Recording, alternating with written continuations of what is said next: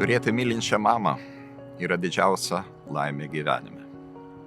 Kiekvieną dieną jaučiame jos šilumą, rūpestį ir palaikymą, net tada, kai jos nebėra šalia. Brangiosios mamos, mielos globėjos, dėkojame Jums ne tik už gyvybę, bei galimybę užaugti ir bręsti Jūsų išminties ir beribio pasiaukojimo vandenynuose, bet ir už tvirtus pagrindus, skatinančius mus puoselėti tvarų vertybinį lobyną, širdingai juo dalintis su artimaisiais, perduoti jį ateinančioms kartoms.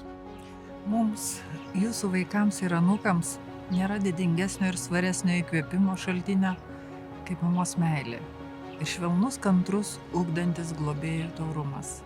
Jūsų pavyzdys – tylus buvimas šalia, nušviečiantis sunkiausią dienos valandą ir patarimas, įkvepiantis augti ir tobulėti, yra stiprybės uostai tėvynei. Jūs esate savo vaikų ir vaikaičių galia. Brangiosios mamos, mielos globėjos, atbundančiai gamtai, dosniai dovanojant grožį ir gyvybę, mes su meile sveikiname Jūs ir dėkojame už begalinį Jūsų taurumą. Priimkite nuo mūsų visų pirmosios pavasario žiedus. Linkime stiprybės, laimės ir sveikatos.